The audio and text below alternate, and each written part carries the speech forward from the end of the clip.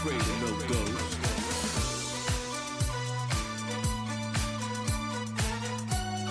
I ain't afraid of no ghosts. Don't get caught alone, oh no. Ghostbusters. When it comes to your door, unless you just want some more, I think you better call Ghostbusters. Oh! Who you gonna call? Ghostbusters. Who you gonna call? Ghostbusters. I think you better call Ghostbusters. Who you gonna call? Ghostbusters. I can't hear you. Who you gonna call? Ghostbusters. Louder, louder, louder. Ghostbusters. Hey everyone, how you doing? Today's episode is a special episode with Halloween right around the corner. We have a lot of good information coming out to you today. We're going to have special guests come on the air in a little bit, and we also got a ghost story for you, as well as we're going to be looking forward to see what we got going on this weekend. And maybe if any of you are interested, you can call in, chat with us. We'd love to hear your stories as well. This is Chat with Nat on Rookery Radio. Began to rise, and suddenly, to my surprise, He did the mash, he did the monster the mash. monster mash. It was a graveyard He smash. did the mash, It was all in a flash. he did the mash. He did the monster mash. From a laboratory in the castle east to the master bedroom where the vampires feast. The ghouls all came from their humble abodes to get a jolt from my electrode. They did the mash, They did the monster mash. the monster mash. It was a graveyard They did smash. the mash, It caught on in a flash. they did the mash. They did the monster mash.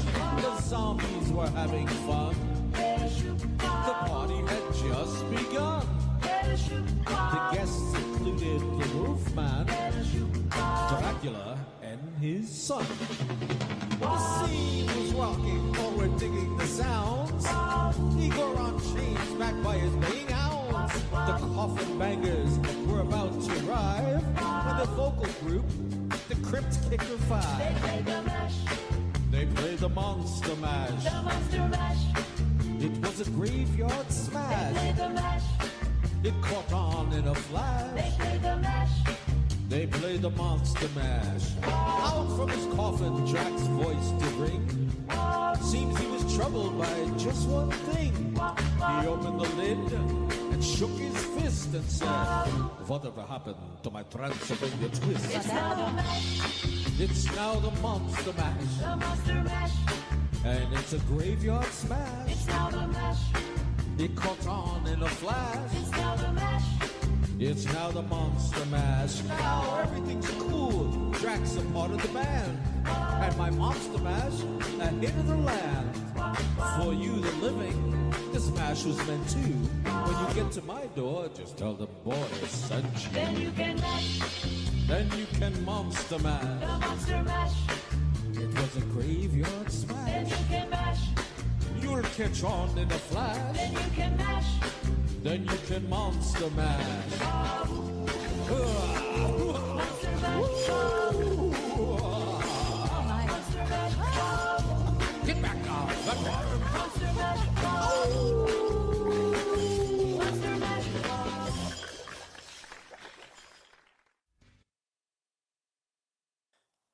Okay, so with Halloween right around the corner and everything, I thought it'd be nice to look into the history of Halloween a little bit. Where did it come from? What is it actually about? So, after looking into it, Halloween traces its origins back to the ancient Celtic festival of Samhain, celebrated on October 31st. The Celts, who lived around 2,000 years ago in what is now Ireland, the UK, and northern France, believed that the night of Samhain, the boundary between the living and the dead was blurred, allowing spirits to roam the earth. To ward off the harmful spirits, people would light bonfires and wear costumes, and dance and sing around and just celebrating life.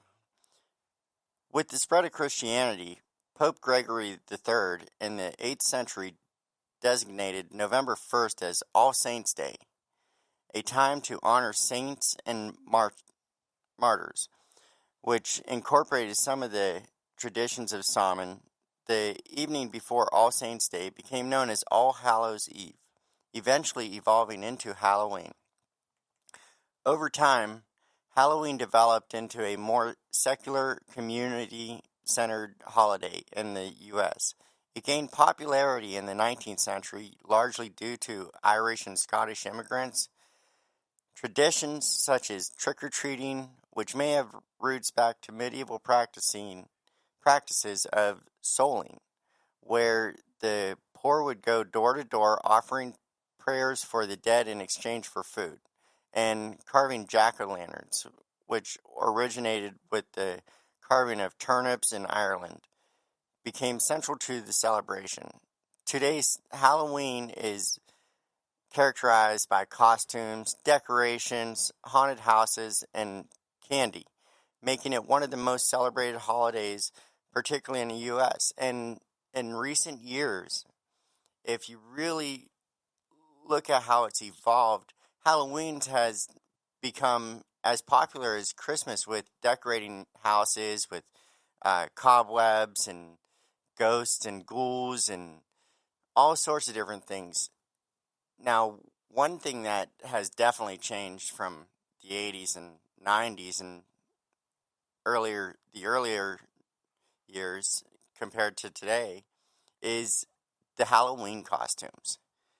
I don't know if you remember the Halloween costumes when you were a kid, or whether you're still wearing Halloween costumes today and going out to bar crawls or doing various different Halloween parties or trunk-or-treat events, or maybe you have kids or nieces and nephews that you like to take Halloween trick-or-treating. There's so many fun memories that are made on Halloween that we don't even know where our spirits go, because they get transformed at the time of Halloween into a fun, spectacular, ever-evolving, ever-shifting form of entertainment for ourselves, our loved ones, and it's a great way to come together and enjoy life. One thing that many people do is sometimes they use this time to dress extremely slutty, while other times people use it to dress really goofy.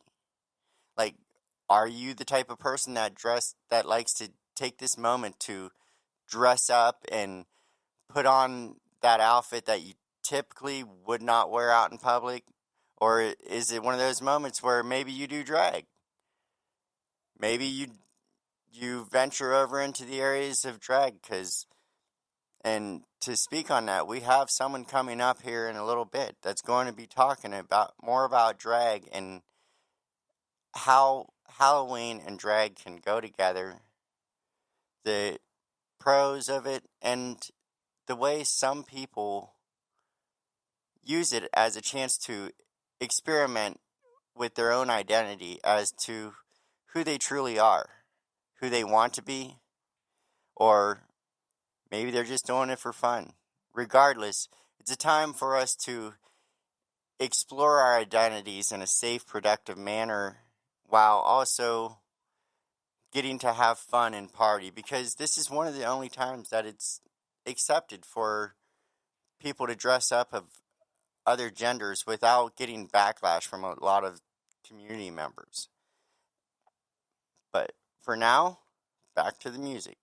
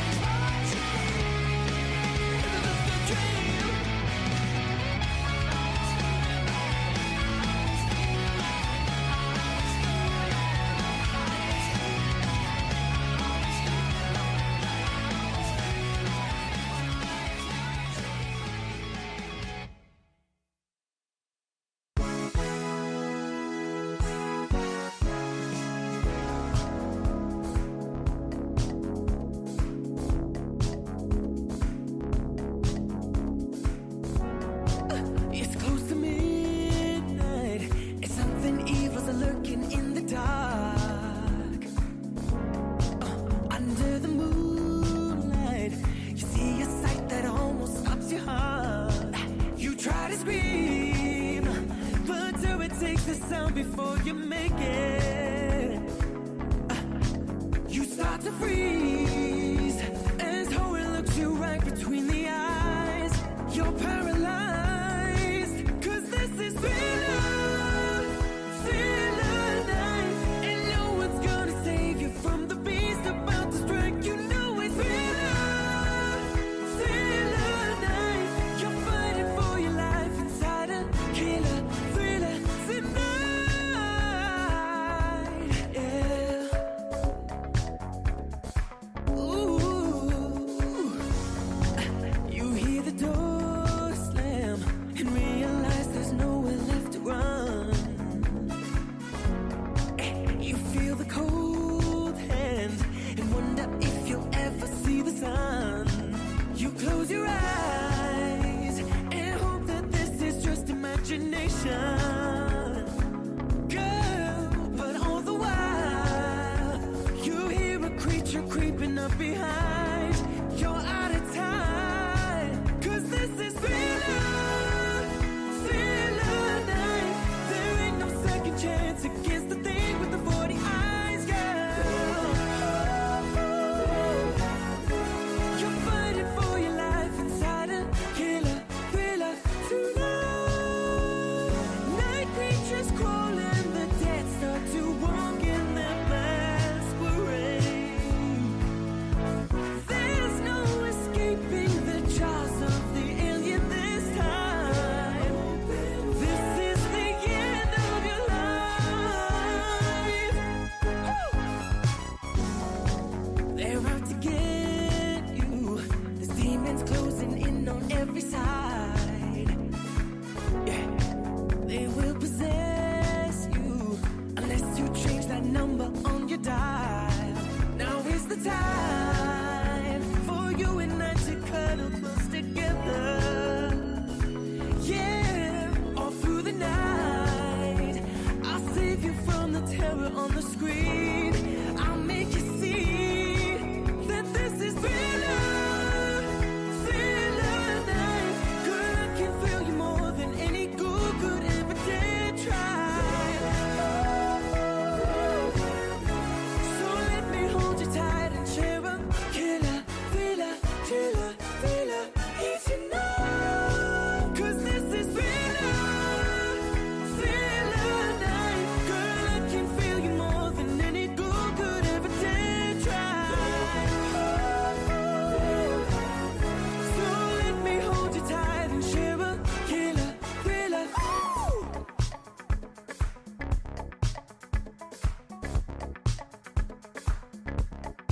I'm gonna feel you tonight. Darkness falls across the land. The midnight hours close at hand. Creatures crawl with surging blood to terrorize y'all's neighborhood. And whosoever shall be found without the soul for getting down must stand and face the hounds of hell and rot inside a corpse's shell. I'm gonna feel you tonight. Thriller, thriller, thriller. Oh yeah, thriller, yeah, thriller. Oh no, thriller, thriller,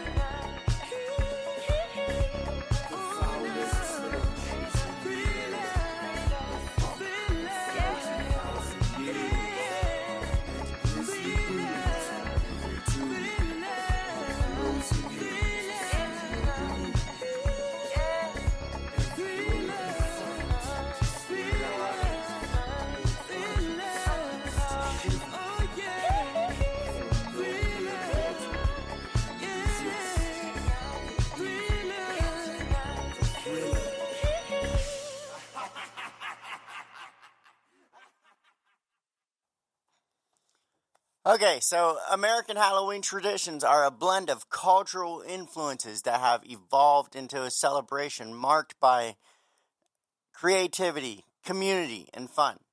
For a college setting, here are several common traditions and themes. Costumes and costume contest. Traditionally, Dressing up in costumes is a core part of Halloween, with people wearing everything from scary, funny, or pop culture inspired outfits. Many colleges hold costume contests or have costume parties or Halloween parties, and we here at YSU are no exception. We have a dance club Halloween bash coming up at Kilcawley from 6:30 to 9 p.m.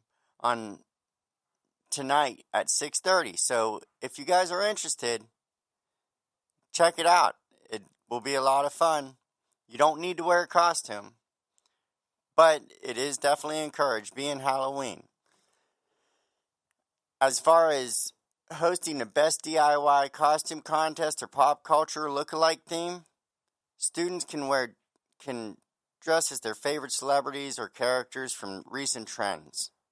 Another tradition is trick-or-treating. Traditionally, for children, trick-or-treating is adapted into colleges, into dorm rooms, like dorm-to-dorm, campus-wide trick-or-treating, where students visit different buildings or rooms to collect candy.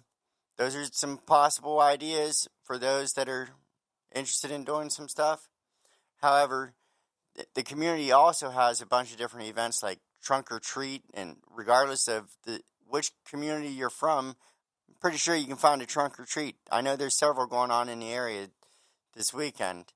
And if you're into the bar scene, there's also a bar crawl going on. The 7th annual Youngstown Bar Crawl is going on, and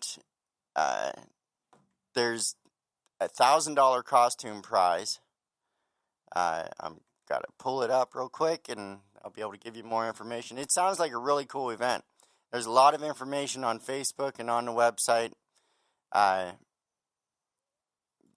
The bar crawl, you can still get your tickets. It's just, like I said, it's the 7th annual bar crawl. There's 6 different venues involved, drink, food specials, and epic $1,000 costume contest. So make sure you secure your tickets now before they're gone. As far as looking into what type of trunk or treats or trick or treats in the neighborhood, what's your plans for this weekend? Do you have specific Halloween plans that you want to do? Are there different, do you plan on hanging out with family? Or maybe you're against Halloween. There's a lot of different perspectives and viewpoints on Halloween. We're going to be right back. We'll tune out for some tunes real quick, and then when we come back, we should have a guest on the air with you. So stay tuned. We'll chat with Nat.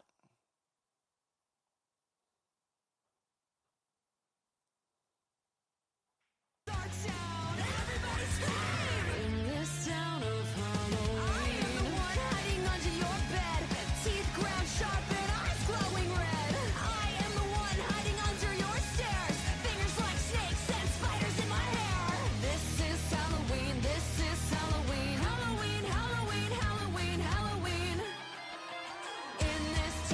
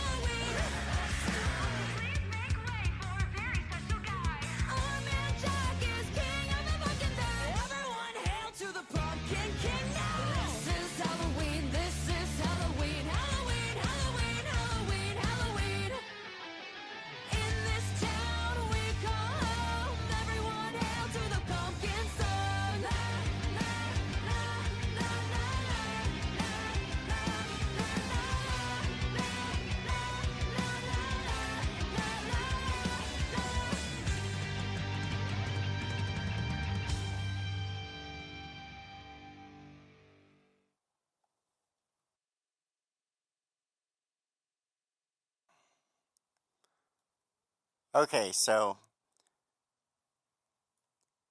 today we have a special guest joining us on a spectacular edition with Chat with Nat, a local legend in the world of theater, in the world of drag, comedy, and fabulousness. You may know him as the multi-talented Robert Denick Jokey, but when the lights dim and the stage calls, he transforms into a glamorous and larger-than-life Scarlett O'Hara. So get ready for a thrilling chat filled with stories from the stage, a bit of spooky flair, and maybe some tricks and treats from the one and only Scarlett as soon as we get him on the phone. So hang in there.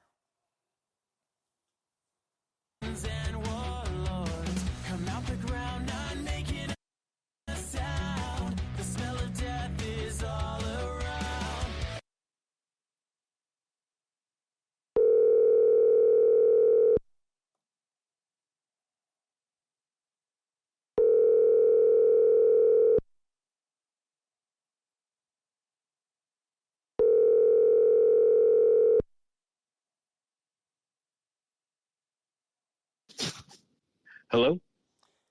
Hey Rob, how are you doing today? I'm good. We How are are you? we are live on the radio.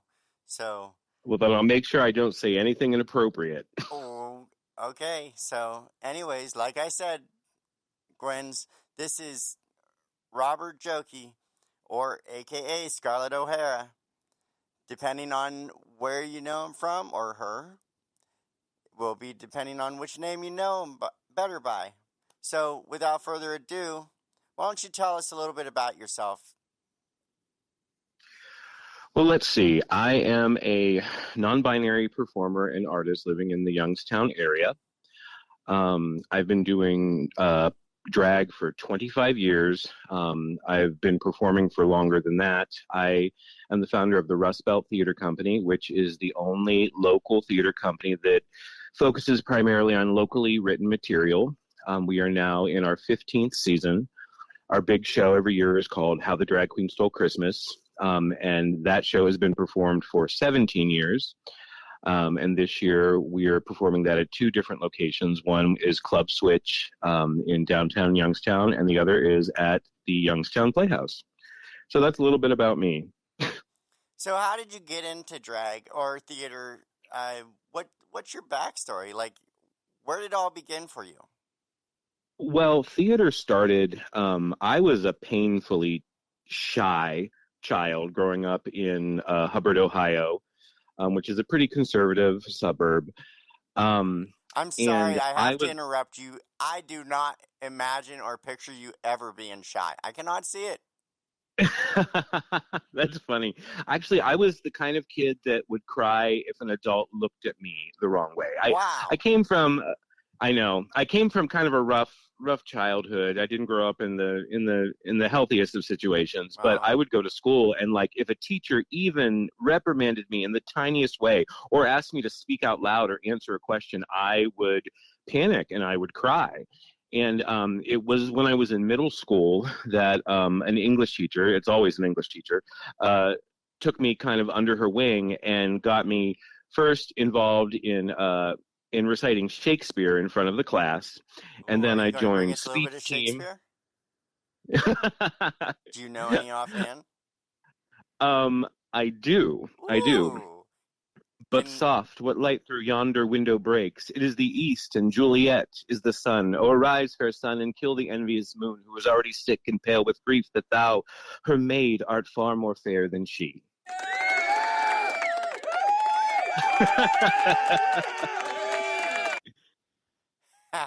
So, anyways, continue. How that's did you that's come not out very here? that's not very that's not very impressive. Uh, Everybody knows that one. oh, but it's the delivery. It's the delivery, and you are so good at delivering. Hence, why you are the host at Club Switch, and like you do so many things out in the public and for the community. You are a great role model to a lot of individuals. So continue on. How did you come out? How did you break out of your shy shell? Well, one thing that was very important to me, though, were my grades. And there was actually a situation where I was very, very close. I had all A's except in English, which was my best subject. I had like a B plus, and as a little kid, I was like obsessed. I didn't understand, why am I not getting an A in my best subject? And it was because I was so shy and I was afraid of expressing myself. And so that year, my teacher actually, and her name was Mrs. Delaney. Mrs. Delaney said that we could have extra credit, but only if we sang the school song in front of the class. And I was mortified. I begged. I was like, I will do anything. I will write a paper. I will do anything. And she said, no, these are the terms. So that was the first time I got up and I sang anything in front of a group. Front and center. Yep. And I practiced it until I had it down. And then I got up, and when I opened my mouth, the other kids in the class just kind of like, they were staring at me like, oh my God, the shy kid can sing. And Yes, I didn't that even you know can that. do. You have a very beautiful voice. You kill it anytime you sing. Well, thank you. But as a kid, no idea. I had no idea. The only time I would ever sing when I was a kid was, like family, around my family, and people would always make fun of me. So I thought that I was terrible. I had no idea. And then from then on, I joined speech team. I joined drama club. And then I actually went to Youngstown State University for theater and voice. And then after that, I worked at the Oakland Center for the Arts in downtown Youngstown for 12 years. That used to be kind of like the alternative theater that did edgier, more LGBTQ plus centric shows. And then I started my own company, kind of like taking that message to the next level. Okay, so when did drag become part of the story? So this is a little bit of a controversial topic, just because there weren't a lot of opportunities when I was in my late teens to meet other queer people. We didn't really have a community center of any kind. We didn't have anything other than gay bars. So if you wanted to meet other people, that was the only place to do it. And the ones in this area would not let you in if you weren't 21 years old. So as an 18, 19, 20-year-old, the only way to meet people was to either drive 50 miles out of town where they had 18 plus nights, or if you did drag, they would let you in to the bars locally. If you were performing, they would make an exception and let you in if you were 18 years old. And so that's what I did. When I was 18 years old, I started doing drag so that I could get into bars and I could meet other people like myself. So with drag and everything, did it kind of help you find who you were, or like I know you? It certainly helped me express who I am, because I've always felt that gender is fluid. And even when I was very young, I had that opinion about myself. When I remember being 4 or 5 years old and telling my grandmother that I thought God had made a mistake, that I was supposed to be a girl. I remember saying these words. Now, and I remember thinking this for a long time. now I don't want to interrupt you for too long, but you touched on a point there with the whole trans topic and everything, with the whole Yes. I thought I was a girl. Like, Yes. Can you explain what that was like for you a little bit? I remember looking around and seeing other kids and feeling that I was not the same, especially other young boys at the time. I did not relate to them. I was not into any of the things that they were into, the sports, the all of the things that you would expect a young man to do. I related more to the women in my family, to my sisters, to my mother, to my grandmother. And my earliest memories are of that. And over the years, it was kind of like, literally and metaphorically beaten out of me. So coming back to that, Well, I mean, it's a thing that is it's sad, but it's taken me many years of therapy to kind of be where I am now and realize that I am proud of the person that I am today, and all of that went into shaping who I am today. So it's kind of bittersweet, because it's not a thing that should happen to children, but maybe some you people can are able to explain, spin it to a positive. Maybe you can help the listeners understand what's the difference between a drag queen and a trans woman. Well, sometimes people are both. That's the cool thing about drag, is that it's tailor-made for the individual. Anybody can do drag. Someone who identifies as a straight cis male can do drag. Someone who identifies as a trans individual can do drag. But being drag does not necessarily mean trans. And obviously being trans does not necessarily mean drag. They can intersect, but they're completely different things. And I think that is a lot of people get very confused by that. They assume that if someone's in drag, that equals trans, and it does not. And they also assume that if someone is trans, that means they do drag, and that is also not the case. Now, if I remember correctly, you posted something recently on this topic, kind of, but indirectly, but it was based around drag and Halloween, but it also ventures into the whole trans people finding their identities and stuff. Can you explain a little bit more to our listeners as to what you was meaning by that post that you had, and maybe give us some tips and tricks as to how to best serve or best help the LGBT individuals in question find themselves, or as well as those who are just doing it for fun? Well, so I also, I work at a gay bar. I am a show director at Club Switch in downtown Youngstown, and we have every weekend we have drag shows. And in Halloween, we get really busy because gay bars are usually pretty fun on Halloween. They have costume contests, and they're generally very accepting places. One thing that happens every year around Halloween is that I've noticed is that people who want to explore things like gender, things like identity, they use Halloween as an opportunity to dress up to express themselves in a way that they can't the rest of the year. And I made a post specifically saying that we shouldn't criticize people who show up in drag for the first time that is maybe not particularly polished. Maybe they look like they're wearing a wig from Spirit Halloween. Maybe they look like they got their makeup at the Dollar Tree.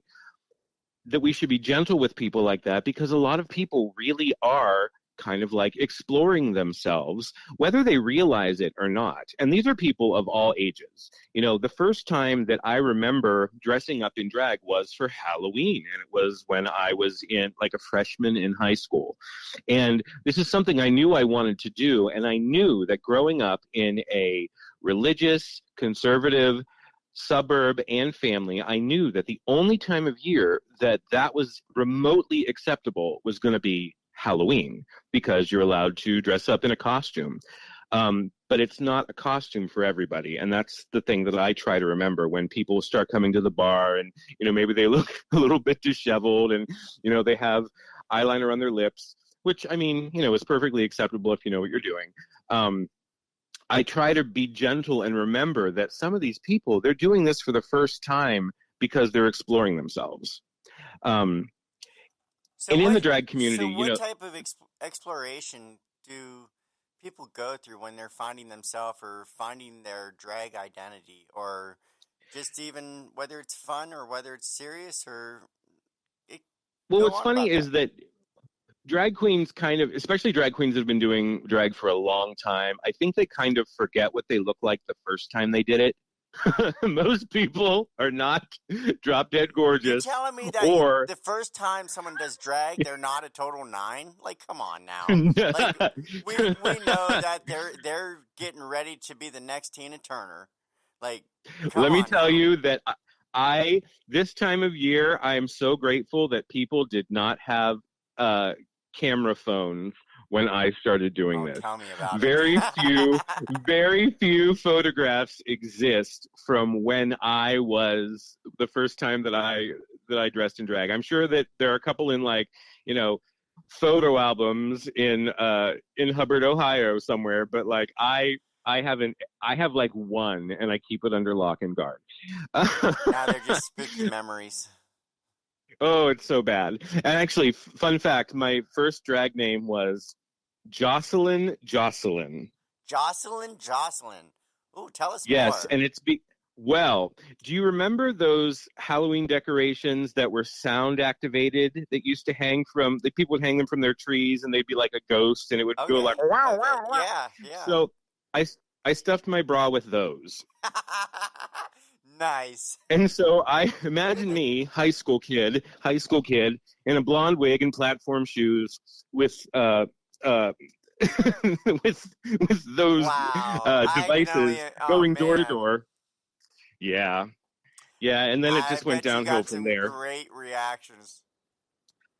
Well, I mean, what's funny is that I had a couple of adults actually say to me, look at me and say, be surprised at how good I looked. And I remember one person saying to me, this is something you should look into.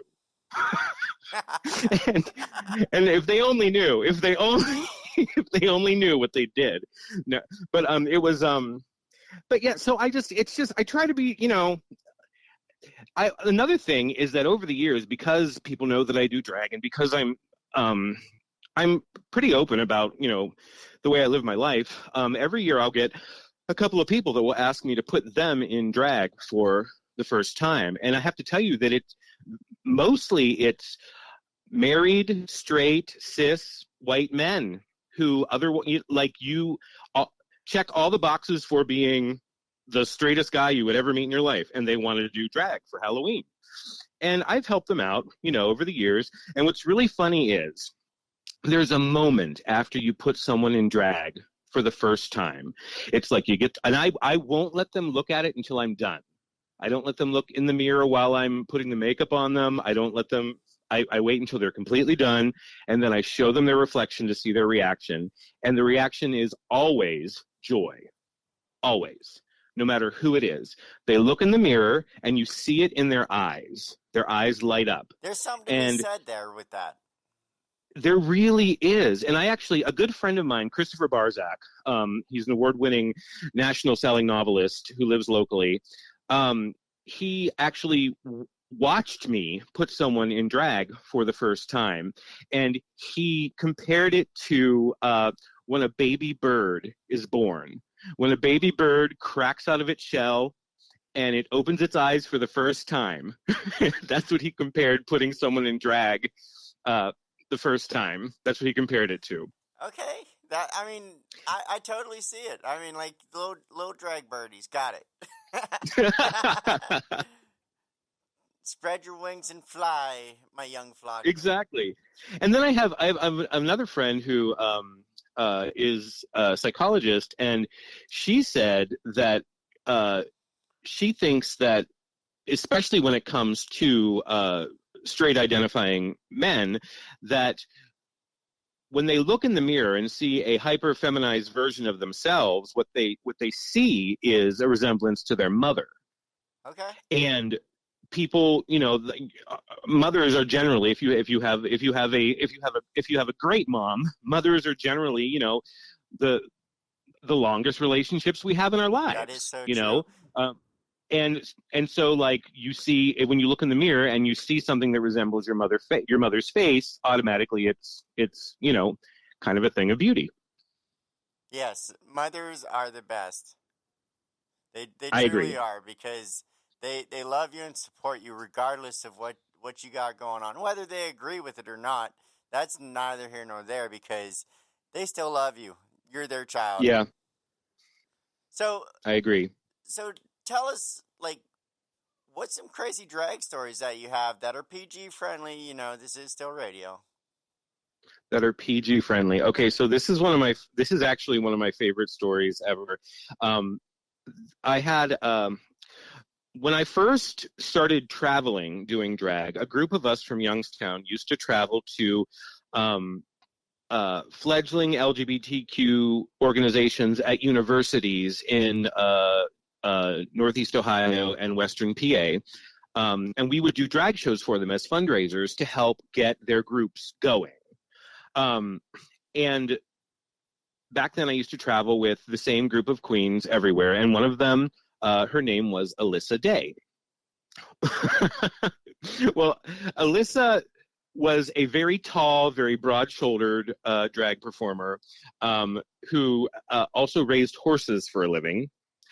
And had like size like 16 feet, and her talent was that she would clog. She was very good at it. It was like a clogging drag Did queen, she wear you know? the wooden shoes? I don't remember if they were wooden, but they made a loud noise, very loud noise. I think, And it was just a cool thing to see, you know? Well, anyway, one time we were all performing at this place in Warren, and Alyssa was like really feeling herself, like metaphorically, and she did a dance move, and somebody, well, it had to be PG-13, yes, and it was thank you for the clarification. I yes, mean, and somebody was let's somebody not was go with tipping twisted her. humor.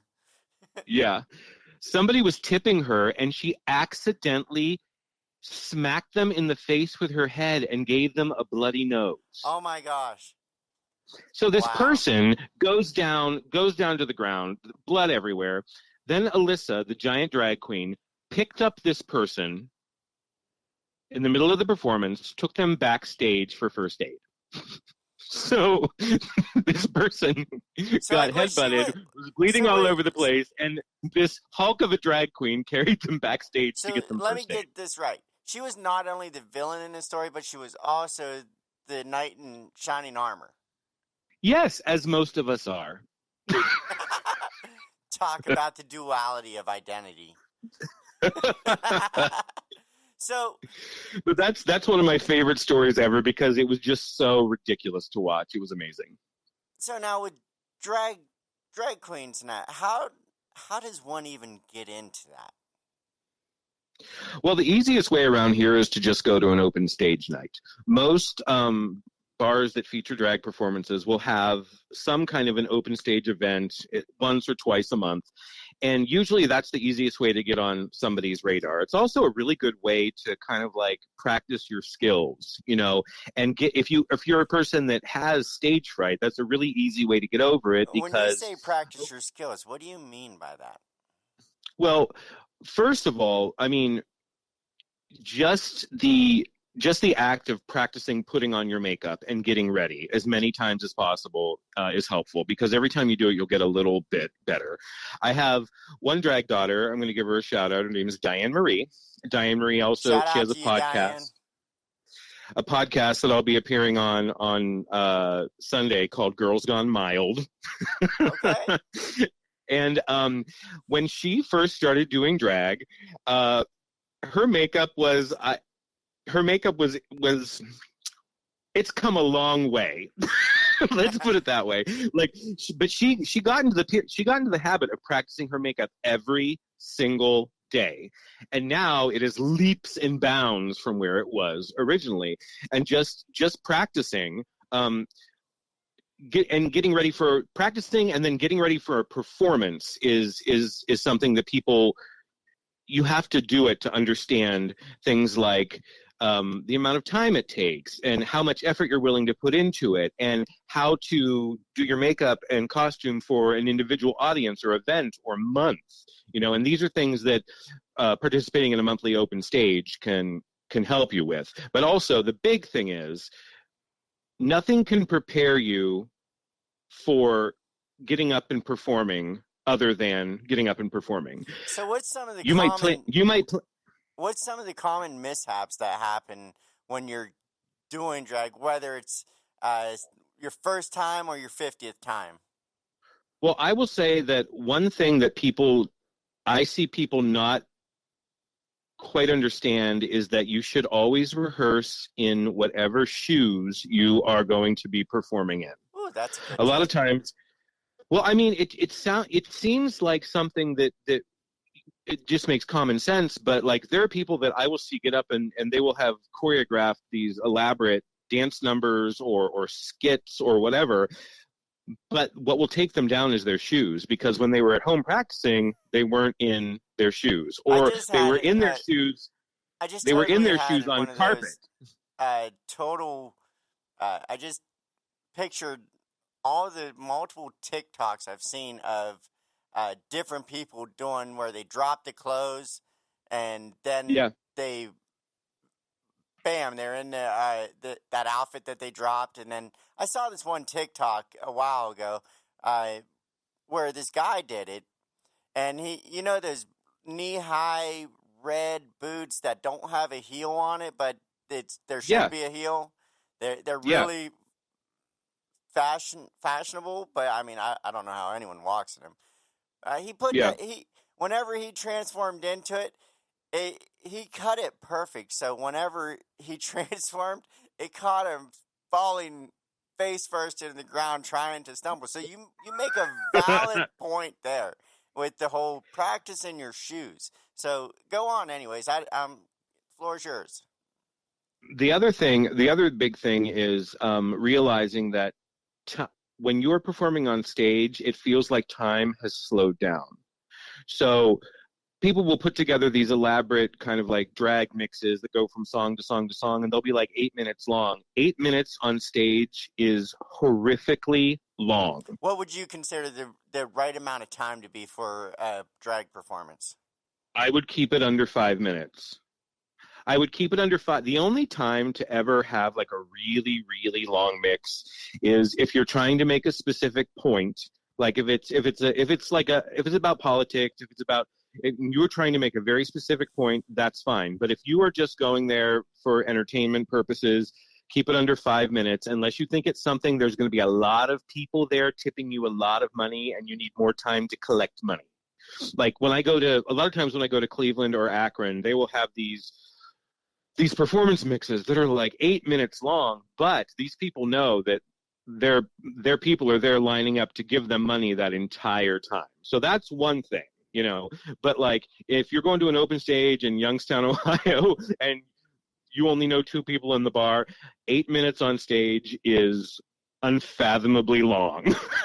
And it's going to be for you. I'm not just saying for the audience. You're going to be up there and you're going to be thinking, what have I done to myself? Yeah, especially whenever you get the whole. Yeah, exactly. That's like the worst feeling in the world. Like whenever public speaking in itself is scary, and absolutely. it takes so much practice and just to build that confidence up. And so even if you're on a stage performing and you're lip syncing or anything, it's still a form of public speaking because you are in front of a live audience, and you have to work with what emotions are going on and the thoughts that are going on in your head, and battling this war that no one even knows about. Like in your mind, You're like, every anxiety and possible fear that you could possibly have is going on all at the same time. Yeah. And like, you're trying not to let it show. You're trying to keep that smile on your face. You want the audience to enjoy themselves and live in the moment with you, but at the same time, you're not trying to push that anxiety off to them. How do you go about preventing those anxieties and stressors being presented in a performance? Well, the thing that is difficult is that you never know how an audience is going to react to what you're doing. Even if you've been doing it as long as I have, you can have an idea of how an audience is going to react, but sometimes, because it's a different audience every single night and every single performance, you're going to do stuff that's not going to come off the way you intended. And you have to be able to still do the thing. You have to be able to still put on the smile and still try to get across whatever your message is. And that's right very there, difficult. said it. Right in that last little statement there, you said it. Do your thing.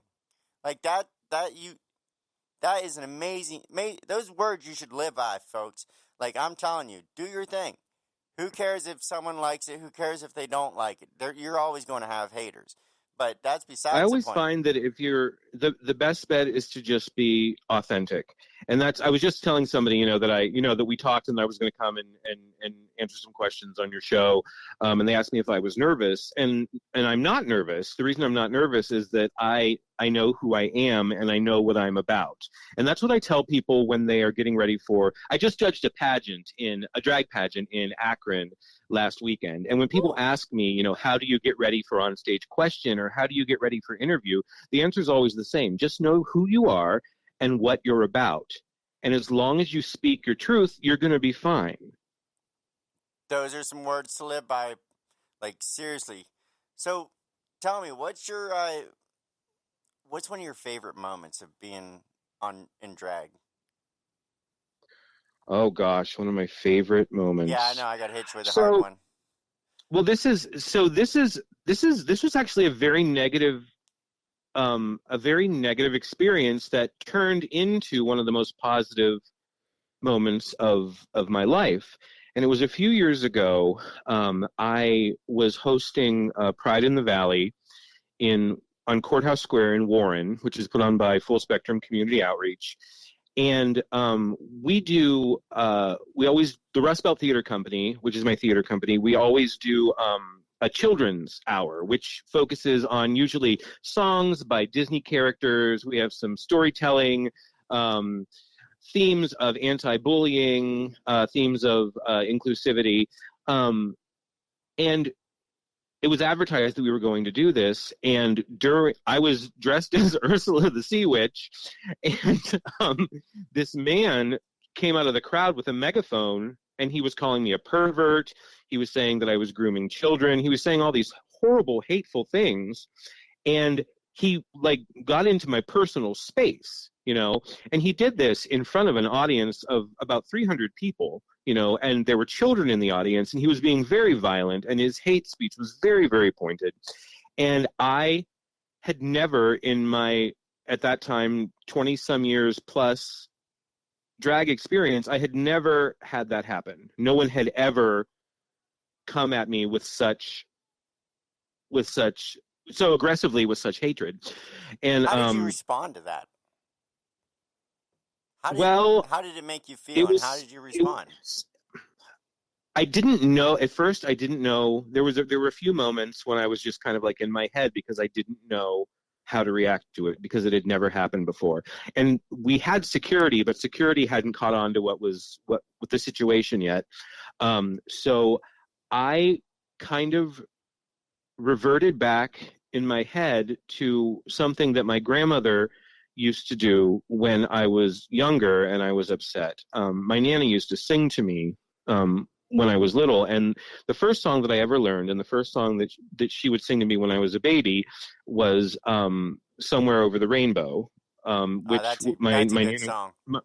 My Nana was a huge Judy Garland fan, and that song was one of the first songs I ever learned all the lyrics to as a child. It was the song that I sang at her 50th anniversary with my grandfather, and then it was the song that I sang at her funeral. And so in that moment, sorry, I get a little bit emotional. No, the emotion, it's understandable. I closed my eyes, and my Nana was there for me. And I just took the microphone and I started singing. I just started singing "Somewhere Over the Rainbow" a cappella because I thought that if I could drown out the words that this man was saying, that the people that were watching would go away thinking about that instead of him. I also knew that he was filming me while he was doing this, so I knew that I was on camera, and I knew that if I said or did anything inappropriate or aggressive or that came across as hateful, I knew that he would have that as evidence that drag performers are bad people. So instead, I sang "Somewhere Over the Rainbow," and pretty soon I looked around and the other performers had come out from backstage, and they were standing next to me, and they were singing Over the Rainbow, and then the audience was singing with us, and then pretty soon it was completely drowning out this man and his megaphone. And then security came, and people chased him off. Actually, he was chased off by a group of young, non-binary teenagers. And I will always remember seeing these people chasing this man away, and they had on pride flags as capes. That is awesome. That is like to turn around and overcome such hatred with such a beautiful ending. I mean that is just, man, I bet the emotions were so strong that day. So it's gotten to the point that I don't even think about the things that he was saying. What I remember now are all of the people that came together in that moment, and the young people who in many ways were stepping up and kind of like taking the reins of this journey that myself and so many people have been on. And that's what the song Somewhere Over the Rainbow is about. It's about a journey, it's about saying we are all on a path down this yellow brick road, and sometimes there are detours, and sometimes there are potholes in the road, but we're all on this journey together. And that moment, it was nice for me because what I was seeing was the younger generation kind of like taking those flags and running. And I remember thinking, I cannot wait. I'm so sorry. No, you're fine. This is live radio. I cannot. And your emotion is what the viewers can really relate to. Like, you're doing an amazing job, and we really do thank you for your vulnerability to talk live on air to our listeners, because these are real things and real experiences that you experienced, and a lot of LGBT people experience, regardless of whether they are drag or whether they're trans or just gay or lesbian. And the only way to overcome hatred is to actually talk about it and show that the feelings that and the emotions that we deal with while processing hatred is a real thing, and it's not just some fictional story that you see some random rant or post about on Facebook or Twitter or wherever you follow your social media platforms. I mean, understanding that there's a lot of hate in this world, regardless of whether it's LGBT topics, whether it's race topics, or any given topic. Like, so, in your opinion, what's the best way to handle hatred? And if an individual was to encounter it, what's the best way to combat it without becoming the next meme? I think, and this is something that I'm still learning at my ripe old age of 39. The only thing that banishes darkness is light. The only thing. So I try as hard as I can to always counteract negative with positive. And on that day, I remember, seeing all of these young people, the next generation, kind of like running off with rainbows flapping on their backs in the as they were chasing this guy away. And I remember that had thinking, to have been an amazing feeling, seeing it was the younger because generation stand up and take yes, their I remember identity thinking, you know back. what? Yes, Instead of allowing I remember thinking, go on. if queer people, if the fate of queer people is in their hands, I think we're going to be just fine. So now, what's some of the things What are the downsides of being a drag performer?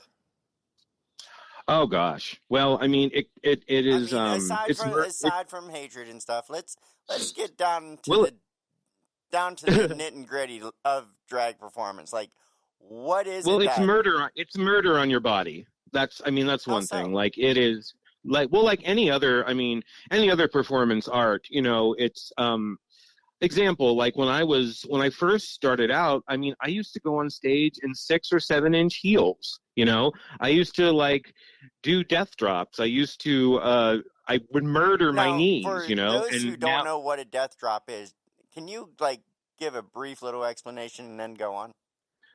The easiest way to describe it is that your entire body is up 1 minute, and then like 3 seconds later, you slam the entire thing down on the floor. It's kind of like a split, but more dramatic. And there's no dramatic things in drag, never. And it was like my joints do not, I did not take care of them when I was younger, and they do not these are things I can't do now. I mean, every once in a while I will do one of these on stage, and my entire drag family will lose their mind because they know that it's a very rare occasion that this happens. And I'm like, I weigh like 280 pounds, so when I hit the floor, people hear it. And but like, these are things that I did when I was younger, and I will not wear a heel that is higher than like 4 inches. Absolutely not. I just can't handle it anymore, but yeah, physically and also like, if you don't take care of your skin, like putting makeup on your skin, and this is for any kind of performer, honestly, it's for, community theater as well. If you are constantly putting makeup on your skin is going to show, wear from doing that if you don't take care of it.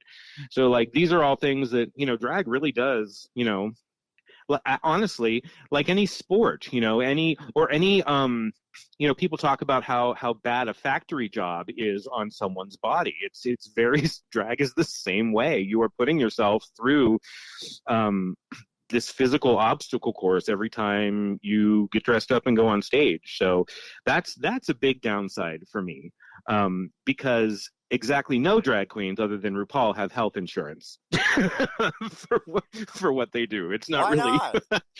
It's not real. Well, we're not there yet. Business majors out there. I just want to put this out there right now. Business majors, entrepreneurs, get on it. We need drag insurance. Honestly, I would get it in a second. That sounds like a new market.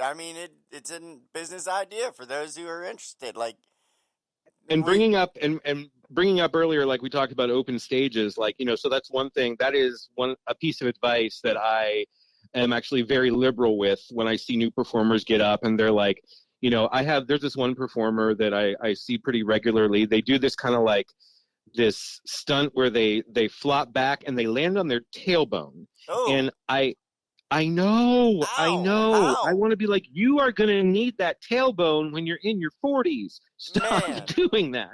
I'm hurting just thinking about it. That's what I'm saying. Like, I'm like, just be careful. I'm like, be careful with your body and stay out of the sun. So speaking of those tips and that, like, what does it mean to you to be a drag mom? Oh gosh. That's something that I avoided What is a drag mom?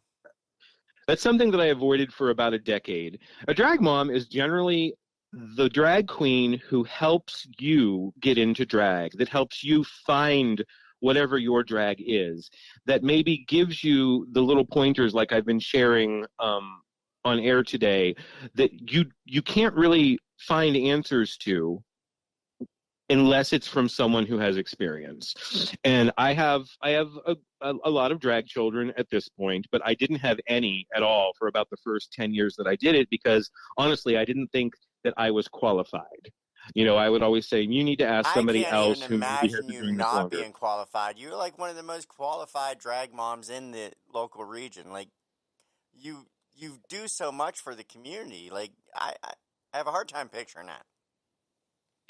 It's just, I didn't want to do it until I felt I had something to offer, I guess. And now still I'm a little bit picky about who I will accept as my drag children, because I have very specific goals when it comes to drag, when it comes to my work in the community, and all of those goals revolve around progress. So people do drag for different reasons. Sometimes it's just for entertainment purposes. Sometimes it's about identity. Sometimes it's about sex work. Sometimes, when you say sex work, what do you mean by that? Because, I mean, there's a lot of people who have a negative connotation with that word. Well, I don't at all. I Okay. think that sex work is work. Why? Like any other, it's one of the oldest jobs known to humanity, and I don't have a problem with it whatsoever. But Hey. sex work can include everything from people who are actually I know, I hit you with something. into prostitution. But it's also, I mean, sex work, strippers, people who perform in the adult industry, people who actually burlesque performers. Many of them consider themselves to be sex workers. Anything that revolves around sexuality, So you don't have to answer this if you don't want to, because this one's kind of could be controversial, but would you consider drag performance sex work? For some people, it absolutely is. For some people, it is. Now, but not for everyone. Okay, so now with that being said, some people have issues with drag performance because they do consider it sex as a form of sex work, Yes. then they see the drag queen story hour and stuff like that, and what's the difference?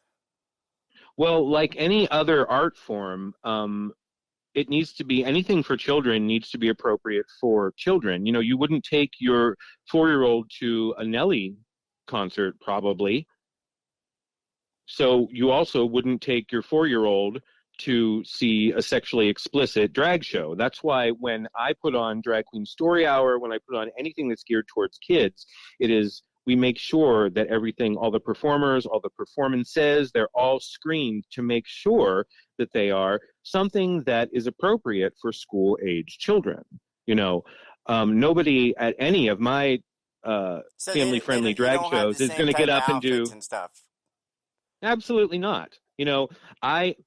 To give you an example, when I perform for young people, I'm generally dressed up as Elsa from Frozen, or the Little Mermaid, or Ursula the Sea Witch, or fully clothed, wearing so many garments that I'm practically in a snowsuit. The only skin. Oh, of course, absolutely. Most of the stuff that we do is when kids see people at my drag shows, what they see is someone that it's very similar to what they would see at a theme park, what they would see at Disney. It's only when we get comments about people saying that, that doing drag for young people is sexualizing children. No one involved with anything I do is sexualizing it. The people that are looking at it from the outside might, but that I would suggest is on them. That's something they should probably take up with their therapist if seeing me dressed as Ursula the Sea Witch makes them think that it's sexual, because I don't. I mean, I just thought it was. I thought it would be a good point to point out that there is a very big difference between the two. Well, absolutely. I mean, even if you look at fine art, there are. As long as there have been people creating artwork, there have been nudes. There have been nude sculptures. There have been nude paintings. And then there's OnlyFans. Well, honestly, but you're not going to sign your children up for OnlyFans. True. Very true. Is it art? Yes. Are you going to sign your children up for it? No. And if you do, the problem is with you, not with the person who has the OnlyFans. I always get kind of surprised when people act like we're springing drag on children. How are the children getting to the drag show? Did they drive themselves? Probably not. Their parents took them. So don't take your kids to a drag show if you don't want your kids to see a drag show. It's that simple. And I can speak only for the ones that I put on and say that they are indeed family friendly. And when people have an issue with it, what they really have an issue with is someone challenging their ideas of gender. So what do you mean by that? What I mean is the real problem they have is that I am dressed up like Ursula the Sea Witch and not Scar from The Lion King.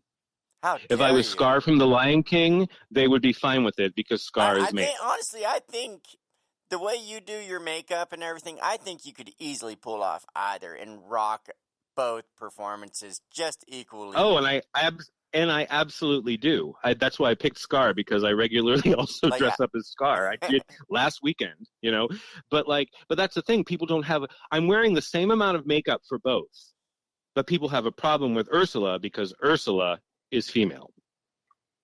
Okay, so now And I've never really understood that. Well, maybe because you do a better job at it. I mean, maybe they're jealous. Maybe they want. Maybe they wish they were the sea wrench. And if they wanted to be the Sea Witch, I would gladly help them. But just say that part, and we can get over the negativity. So, do you have any?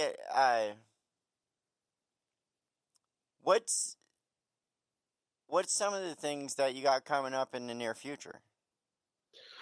Oh gosh, so this is my busiest time of the year. From Halloween to New Year's, I am constantly booked every single weekend, sometimes in between.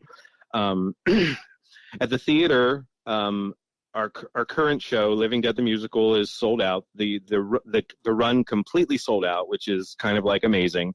Our next show is called the Rockin' Horribles Audience Participation Show, which opens the 8th, and it is a locally written parody of the Rocky Horror Show. And so the reservation line will be open for that. You can follow the Facebook pages for Club Switch and for the Rust Belt Theater Company to find out what we're doing. And then our next Christmas show is called How the Drag Queen Stole Christmas. As I said, the information will be on social media for that as well. And then I have drag shows every weekend at Club Switch. In fact, I mentioned our open stages. Our next open stage is a week from today. And anyone can sign up to perform at our open stages. It doesn't have to be drag. It can be any kind of talent whatsoever. And you just have to show up that night, sign up, and then you have a slot at our open stage performance, which takes place at midnight. And that will be Friday the 1st, I believe. So, do you have any Halloween things going on for Club Switch or any? Yes. So tonight... actually, tomorrow night we're having a werewolf theme party at Club Switch. It's called Halloween, and there will be performances. I know, right? And costume contest, and it's going to be special drink specials, and it's always there's nothing more fun than Halloween at a gay bar. We'll see everything from sexy SpongeBob to people dressed up as werewolves and Little Red Riding Hood. We'll see a little bit of everything. Someone always comes in one of those ridiculous inflatable costumes, and you'll see like a T-Rex dancing to, Cardi B. It's always a good time. The tiny It's always weird. Yeah, it's always weird, and it's always fun. Awesome. So I really appreciate the time that you've taken to speak to our listeners today, and all the information that you have. Do you have any final closing thoughts that you would like to share with the listeners on how to get into drag? What type of any news as far as what to look for? I think for the best Scarlet, way, or like. Well, I think the best way to decide the best way to form your own opinion about drag is to just go see a drag show, and to keep in mind that the location and the audience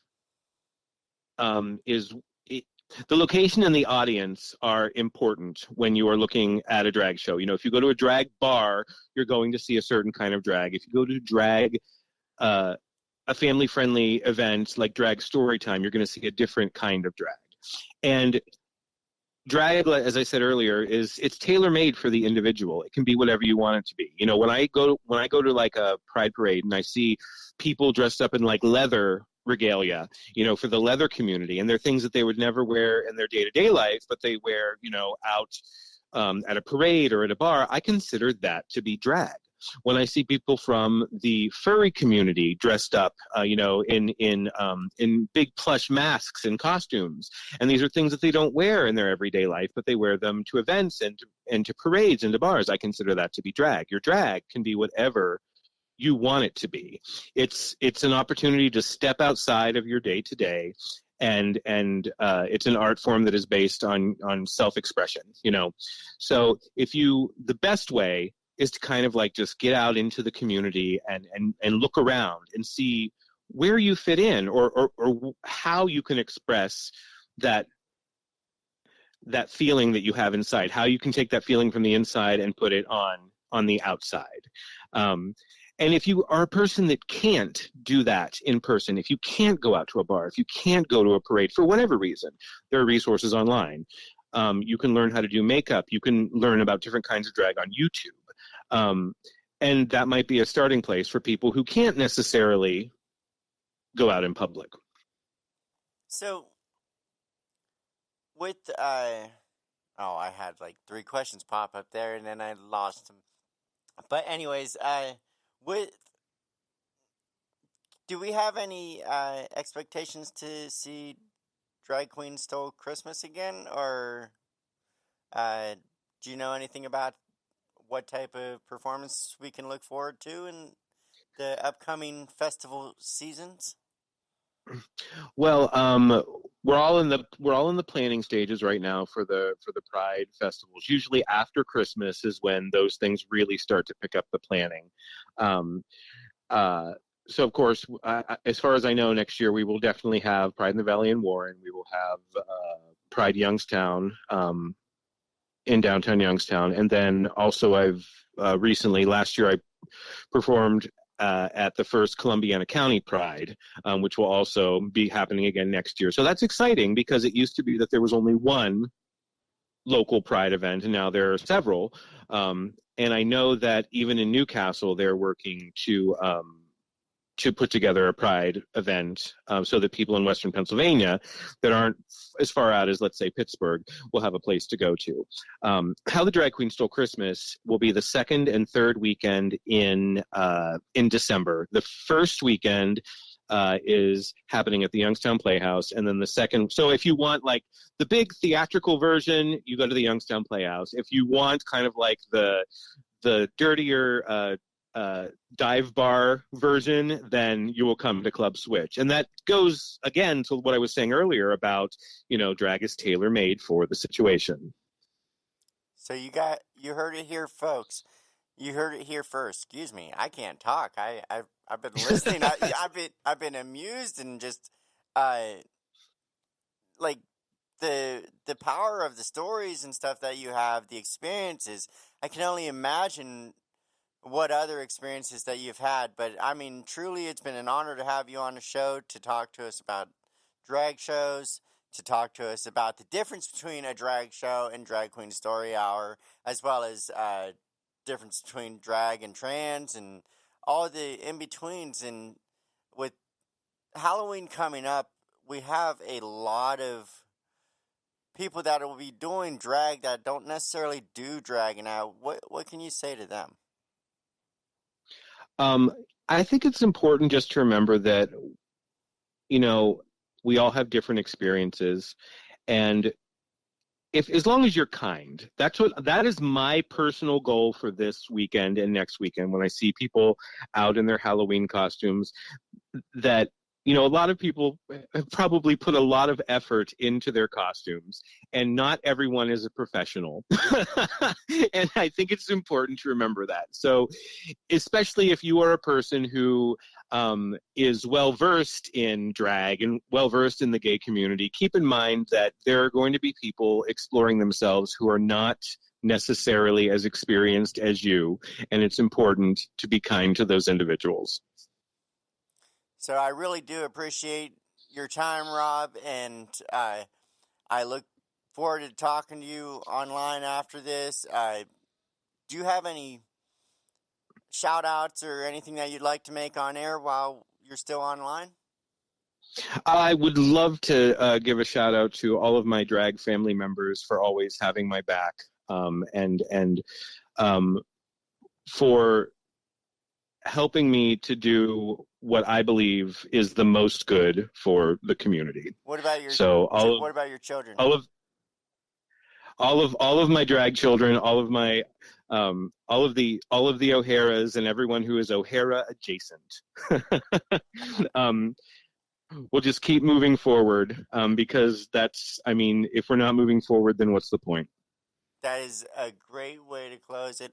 I really do appreciate your time. Thank you again, Rob, and we look forward to hearing more about the shows in the future.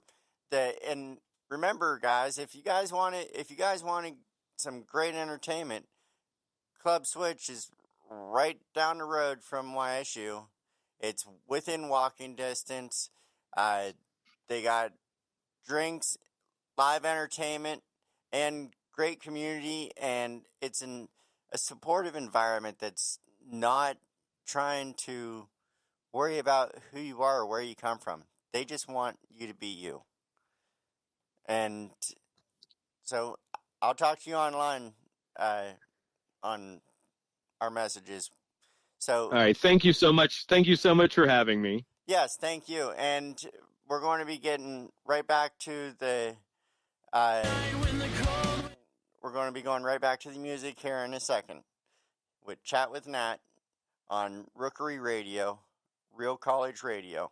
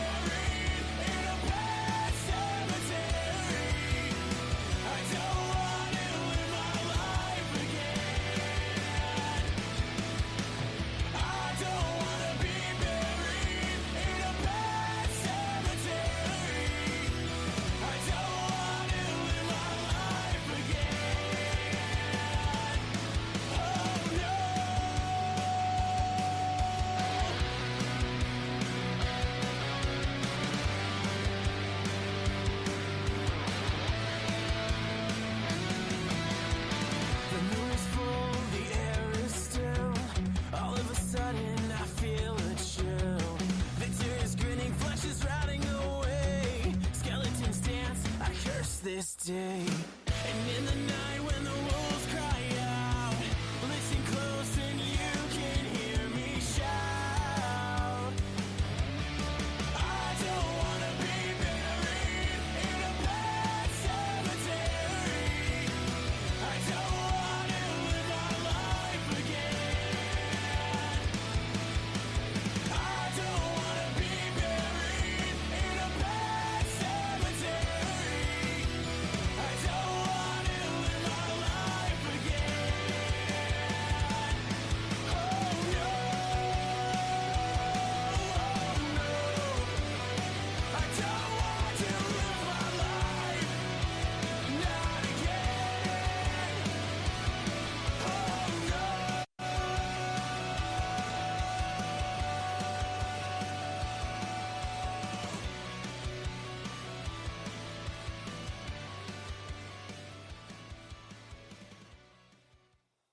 Okay, everyone. That was Rob Jokey, or AKA Scarlett O'Hara, that was gracious enough to bestow upon his presence, as well as giving us tips and tricks about drag queen and drag performance and Halloween, just embracing the spirit of Halloween in its entirety. So we have a ghost story coming up for you. The ghost of Kilcolly Hall. The legend has it that late one October night many years ago, a young student named James was cramming for midterms in Kilcolly Hall, back when it used to be a dormitory. It was cold, foggy evening, and most of the students had already gone home for the weekend, leaving the hall eerily empty. James stayed late, buried his head in books, hoping to get some peace and quiet away from distractions. As the hours passed, the wind howled, though the old windows and the creaking of the building seemed to amplify with every passing minute. At around midnight, James decided to take a break and stretch his legs. He wandered the empty corridors, his footsteps echoing in the stillness. As he reached the end of the hallway, he noticed something strange, a light flickering under a door of a long abandoned room, room 214. Curious, James approached the door. He knew that the room had been empty for years, locked up after an incident no one talked about. There's a bunch of rumors that's always gone around, but no one's actually known. The door, which should have been locked, creaked open easily. Inside, he saw a figure sitting at a desk, hunched over a pile of books. It was a young woman, her long hair draped over her shoulders, seemingly studying, just like that. Just like he had been moments before. Surprised, James called out, "Hey, are you studying too?" But there was no answer. So he repeated it. "Hey, hello, are you studying too?" The woman didn't even flinch. James stepped closer and gently touched her shoulder. The moment he did, a chill ran down his spine. The woman slowly turned her head, revealing a pale, almost translucent face. Her eyes hollow and staring straight through him. Her lips barely moved as she whispered, I've been here too long." James stumbled back, heart racing, and as quickly as he could, bolted out of the room. He slammed the door behind him and ran down the hallway, not daring to look back. When he finally reached the front desk, gasping for air, he told the night guard what he had seen. The guard looked at him amused and sympathetically, simply nodded and said, you met her. That's the ghost of Kilcolly. She was a student once, just like you, but she never left. Some say she stayed up studying for midterm and never made it out. Now she spends eternity stretching for the answers that she'll never find. From that day on, James never stayed late at Kilcolly again. And while some students claim the ghost is just a story to scare freshmen, others, especially those who study late, swear they've heard the sound of pages turning in soft whispers in the still of the night. So the next time you find yourself burning the midnight oil in a quiet corner of YSU, you might want to check out who's sitting next to you. It could be the ghost of Kilcolly searching for the perfect grade. And that's all we have for today, folks. I hope you guys enjoyed the show, and we will be back next week with another guest. This one's another YSU favorite, and we also have more information coming to you about club sports, and we will be talking to you about what it's like juggling with jobs, college. We'll have some advice for you. We'll have some more stories for you. We'll have some more interviews for you. Like, this is for you. Everything we're doing here is for you. It's for your entertainment. It's for your purpose. It's for your goals. So we look forward to being able to entertain you furthermore down the road each week as we bring you something new. But until then, here's another song for you, keeping it with the Halloween theme.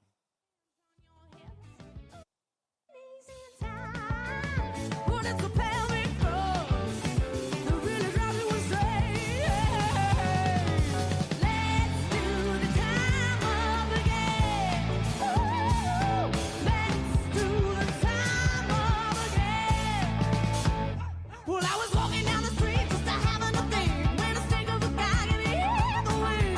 He swooped me up and took me by surprise. He had a pickup truck, them devil's eyes. He stared at me and I felt the same. Time that nothing never would again. Let's do the time of again. Let's do the time of again. Let's do the time of again.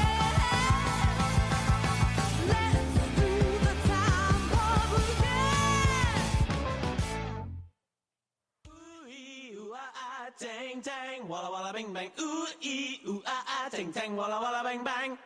Ooh ee ooh ah ah, tang tang, walla walla bing bang. Ooh ee ooh ah ah, tang tang, walla walla bang bang. Ooh ee ooh ah ah, tang tang, walla walla bing bang. Ooh ee ooh ah ah, tang tang, walla walla bang bang. Ooh ee ooh ah ah, tang tang, walla walla bing bang. Ooh ee ooh ah ah, tang tang, walla walla bang bang. I told the witch doctor I was in love with you. I told the witch doctor I was in love with you. And then the witch doctor, he told me what to do. He told me, ooh ee ooh ah ah, tang tang, walla walla bing bang. Ooh ee ooh ah ah, tang tang, walla walla bang bang. Ooh ee ooh ah ah, tang tang, walla walla bing bang. Ooh ee ooh ah ah, tang tang, walla walla bang bang.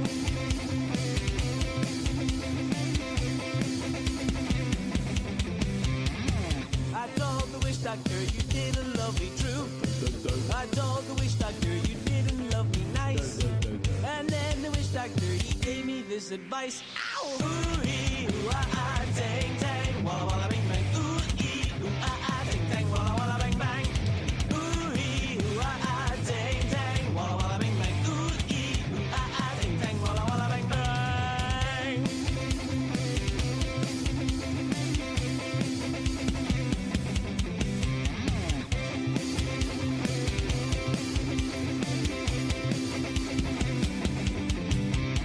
You've been keeping up from me just like you were a miser. And I'll admit I wasn't very smart.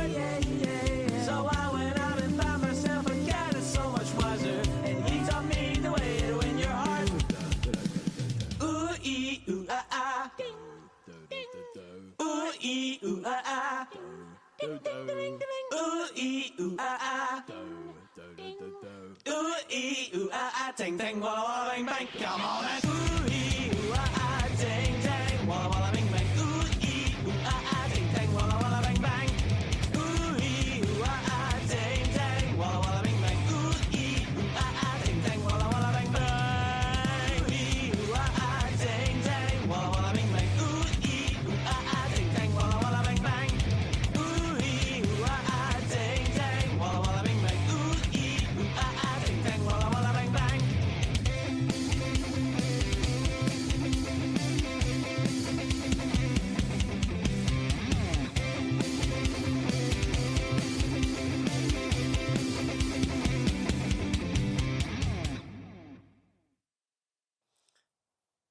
Okay, so I have some tips and tricks for trick or treat for you.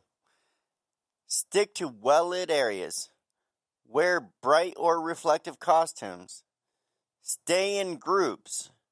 Use the crosswalks and look both ways while you're out there doing your thing. Carry a flashlight. Inspect your candy. You know you got to look for those razor blades. Or at least that's the old wives' tale that's out there. I mean, honestly, I don't think anyone's going to be giving out the candy with the drugs in it because let's be real, it's too expensive. They're not trying to waste their stuff on your kids. But it is something that you still should keep in mind and make sure the toddlers know. Great segue to explain to them how not to do drugs. If you guys are into the tricking part of the whole Halloween aspect, don't be vandalizing people's stuff. Come on, people. Don't be egging people's stuff. As much fun as it was back in the day to go do some egging or TP someone's house, it's best not to go around doing that because, let's face it, one, it's vandalizing and you can get in trouble with the law, and, well, you don't need to have that on your record. And then on top of that, then if you get in trouble with the law, it can mess with, if you're an athlete, you can mess up your scholarship. You may have to go in front of the student conduct board. No one wants to deal with that stuff. Costume comfort. Make sure your costume isn't too long or too difficult to walk in. And make sure you avoid masks that block your vision. Safety first and style second. Stay hydrated. You definitely want to stay hydrated, especially, and I don't mean hydrated with booze, but if you're into the bar crawls and that, I mean, that's great. Hey, it's still good to hydrate yourself because alcohol does dehydrate you, especially whenever you break the seal. You know what they say when you break the seal. Plan your route. Already know where you're going to go, what neighborhood you're going to hit, how long you're going to spend in each neighborhood. It makes it so much more productive. Allot yourself 30 minutes to this neighborhood and then maybe go hit up another neighborhood. There's going to be a lot of trick-or-treat going on this weekend. Set yourself a curfew. Keep track. Stay in touch with your friends. Like if you guys get split up, have a rendezvous point. Know where you're going to go and what to do if you guys get split up. If you guys are doing anything fun. This works great regardless of your age, whether it's at the bar or in a neighborhood. You want to truly be yourself, have fun, and do whatever best is fit for your style. I mean, like if you're doing the bar crawls, that's great, but people still get left behind. You know that one friend that always has a tendency to not tell you that they're leaving and say, oh, well, my bad. I went to the restroom and then I got busy. It happens. We've all been there. We've all done that. Sometimes when you're doing the bar crawls and that, you get drunk. I mean, go figure. Bar crawl, getting drunk. Who'd have thought? Anyways, I hope you guys really enjoyed the show today, as I know I really did. Scarlett O'Hara, Rob Jokey, he did an awesome job. He provided a lot of useful information, a lot of great tips. For now, back to the music, wrapping things up, winding things down with our Halloween theme. Chat with Nat on Rookery Radio, Real College Radio.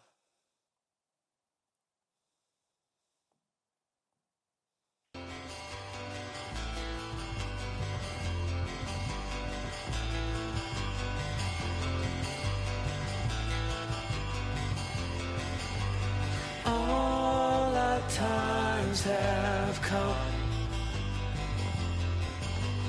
here, but now they're gone. Seasons don't fear the reaper, or do the wind, the sun, or the rain. We can be like they are. Come on, baby. Don't fear the reaper. Baby, take my hand. Don't fear the reaper. We'll be able to fly. Don't fear the reaper. Baby, I'm your man. La la la la la. La la la la la.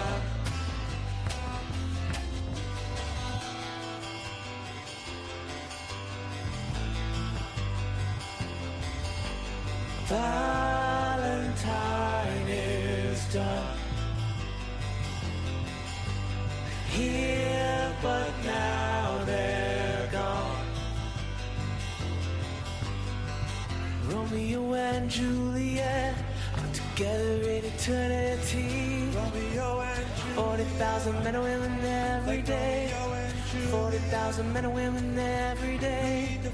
Another 40,000 coming every day. Like they are. Come on, baby. Don't fear the reaper. Baby, take my hand. Don't fear the reaper. We'll be able to fly. Don't fear the reaper. Baby, that I'm your man. La la la la la. La la la la la.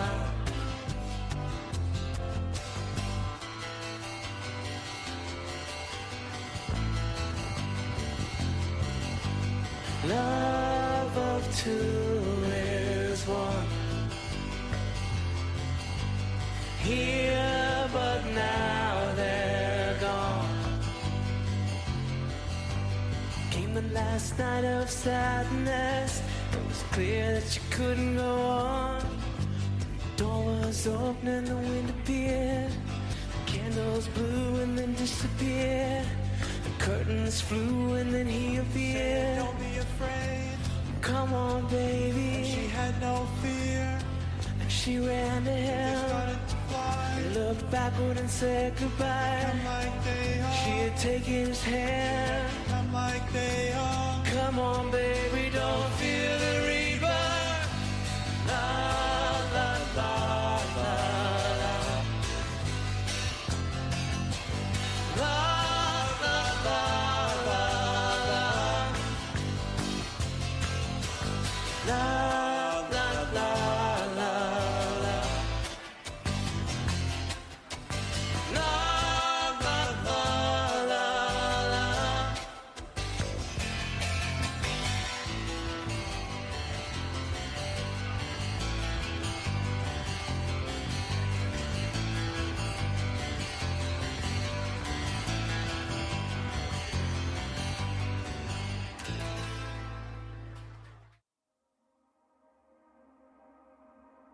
It doesn't hurt me. Do you wanna feel how it feels? Do you wanna know that it doesn't hurt me? Do you wanna hear about the deal that I'm making? You, it's you and me. And if I only could, I'd make a deal with God. I get him to swap our places. Be running up that road, be running up that hill, be running up that building. Say if I only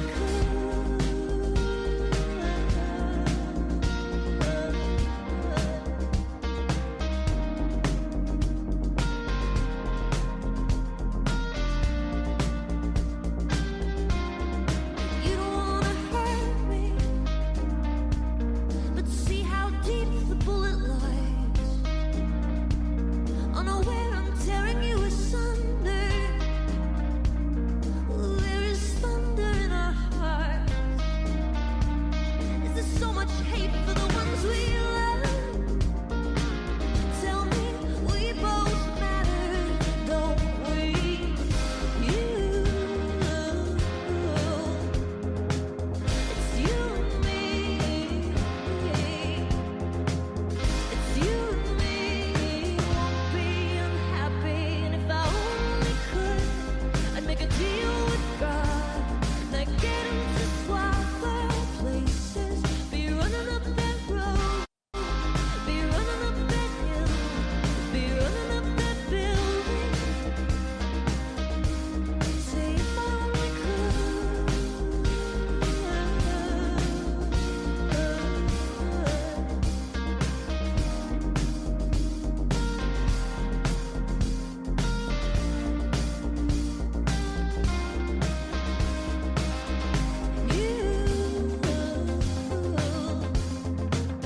It's you and me. It's you and me. Won't be unhappy. Come on, baby. Come on, darling. Let me steal this moment from you now. Come on, angel. Come on, darling.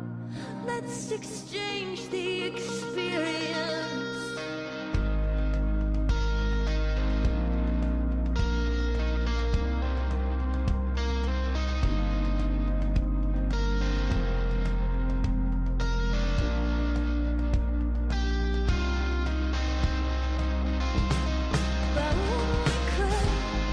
a deal with God.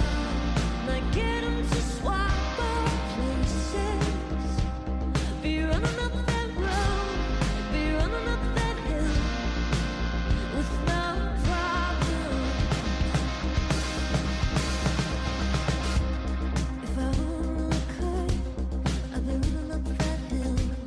If I only could, I'd be running up that hill. If I only could, I'd be running up that hill. If I only could, I'd be running up that hill. If I only could, I'd be running up that hill. If I only could, I'd be running up that hill.